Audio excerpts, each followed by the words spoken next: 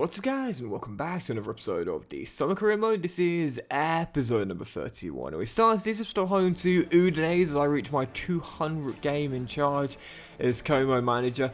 You know, I must say EA, they don't really do a great job of looking at statistics in detailed fashion when you're doing an RTG, which is one of the things that really frustrates me. Once you've done a season, your progress is kind of lost when you move on to the next one, so it always kind of surprises me when it's like, they can keep hold of that, and yet they can't keep hold of, you know, like Golden Boot winners from years past, for example. It's like, really?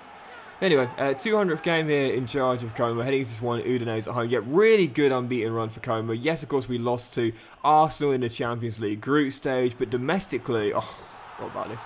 We obviously haven't lost since the beginning of the season. Yes, Inter Milano got a draw against us here at Como recently, but still undefeated now, 10 clear of both them and Milano, and also 11 clear of the old lady as well. Heading into this game, aiming to keep our distance between the chasing pack. Udinese coming to take us on, and oh my goodness, yeah, a contender for goal of the save, let alone the season, and it comes from Briel Imbolo. Scorpion kick, absolutely sexy goal here, chip ball into the middle, it's just behind Briel, so what does he do? Sort of first touch on the chest, no, I'm going to go for a scorpion kick that Rene Higuita himself would have been proud of. Yep, glorious little scorpion kick there, into the top corner, 2-0 Como, one of the best goals of the season, and then, oh my god!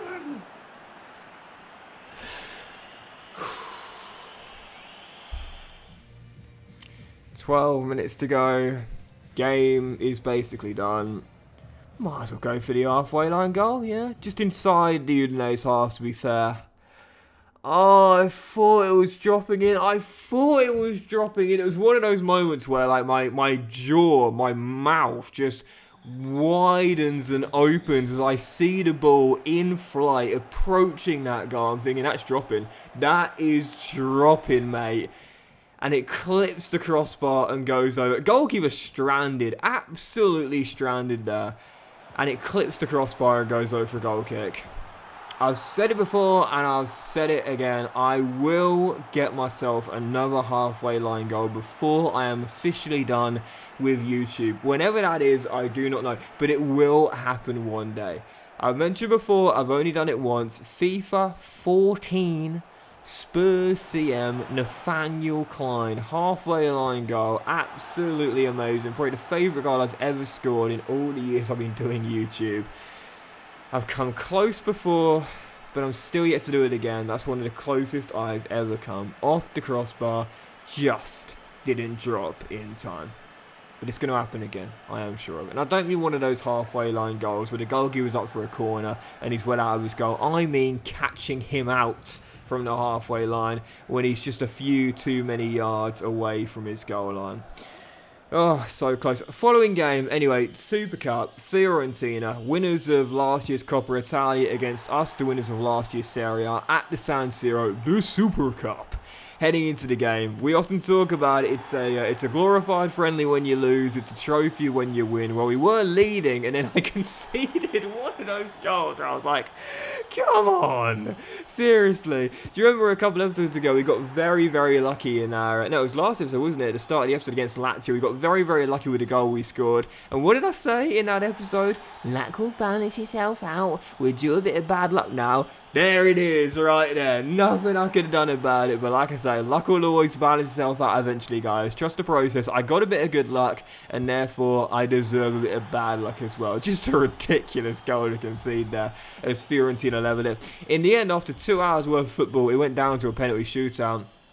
I saved the first one with the Swiss free agent goalkeeper I picked up this season, Maya, and then it was just lights out from there onwards. I'd scored 4 straight, Fiorentina had scored 3 straight, and that meant for our 5th penalty we had 2 more chances to win after Fiorentina kept themselves in the shootout. If Romeo Lavio convert here, though, we would be winners, and he did. Top corner, I went to the top left every single time, then to the top right, keeper though rooted to the spot, wouldn't have mattered either corner I chose, just as long as I picked out one of them. Lavia does, and that would do it. Penalty shootout win for Como, and it's our first honour of the season. It is a minor honour though, it's worth pointing out, and you know, I made the joke there earlier that you know, the Community Shield, the Super Cup, Well, I always like to say it like that. Whatever league you're managing in, the Super Cup, it's a minor honour. It's not a major honour. Okay, it's a minor honour, not a major honour. There is a distinction between the two, a clear distinction as well. So whenever I talk about the Super Cup, as for some reason some Fiorentina fans are celebrating, I don't really know why, but I sometimes get a bit of slack for saying this, because I often talk about how, to me, in the modern football season, there are just too many games, and I'm a firm believer of that. Rodri, one of my favourite players in world football right now, came out at the start of the season and actually said, it's ridiculous, we're playing like 50 to 60 games a season plus the international breaks as well. If you're, at the club level playing at European level, and you go far in domestic cups as well, you're playing about 60 or over 60 times a season. That's a lot of games to squeeze into 10 to 11 months worth of football. And again, like I said, you've got international breaks to fit in as well. It's a lot of games, and sometimes I get stick for saying this, that I believe that the football calendar, we need to scrap a competition, or we need to reduce the amount of teams in top tier football, like in the Bundesliga with there being 18 teams, as opposed to, in the Premier League with 20, or the Serie A 20, for example. And sometimes I get stick for that, as if I'm saying I don't enjoy watching football. Watching football since I was 6 years old, mate. That's not the point. The point I'm trying to make is that there are just too many games, and so the Super Cup or the Community Shield, for example, that is one competition which I'm not actually that fussed about whether it got scrapped or not, because if it did get scrapped, I don't think anyone's really going to complain. I don't think anyone's going to be like, oh no, it's my favourite competition. The Super Cup? Really? The Super Cup? I mean, it's a one-game competition. It can't be that important when it's just one game from winners of last season. And in some cases, like this year's Community Shield, it wasn't the winners of last season, it was the runners-up of last season, who in the end won it. Of course, Arsenal on the shootout, because Man City won the treble last season. So, to me, I feel as though the Community Shield, or the Charity Shield as I call it, whether it was scrapped or not, I don't think it would make that much difference, because it's just the one game.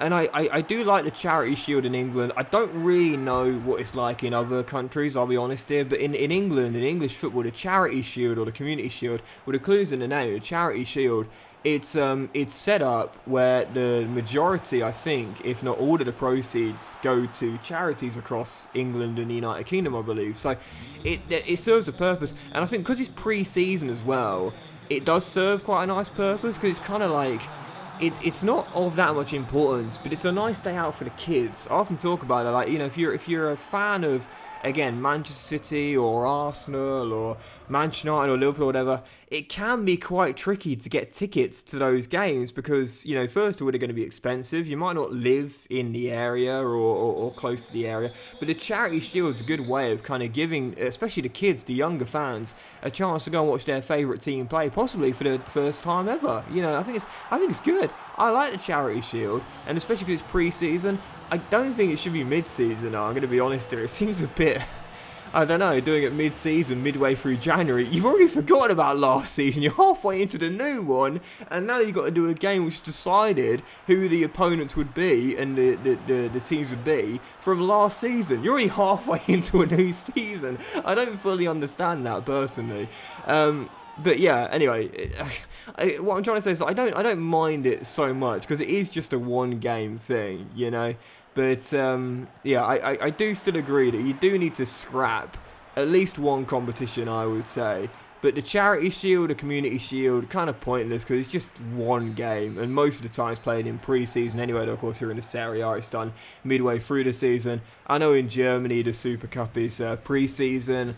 Obviously, because Bayern lost that this season, didn't they, to Leipzig. Is that Leipzig's first ever Super Cup win? I think it is. Because they won the DFB Pokal last year, didn't they? For the first time ever, I think. So, yeah, it's not too big of a deal pre-season, but mid-season, I don't know, bit weird, really. It's like an extra game in the calendar midweek. It's 2 hours worth of football there. We had a game on the weekend against Napoli, much bigger in the Serie A. And then, of course, the following game, we went to the San Siro, took on Inter Milano, and oh man, so close to winning it. With basically the final kick of the game there, Brian and Bolo hitting the crossbar as Inter Milano would just about survive and managed to cling on to a point. So yeah, 1-1 draw there. And as you'll see now, well, back-to-back draws against Napoli and Inter. Well, the gap has been cut somewhat. Yep, 9 points now clear of Juve and Milano. Inter now cut it to 8. So we were 10 points clear very recently.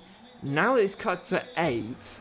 And the following game, Juve away, nice little North Italy battle here away in Turin at the Allianz Stadium. Heading into the game, well, sometimes you're going to go into poor form.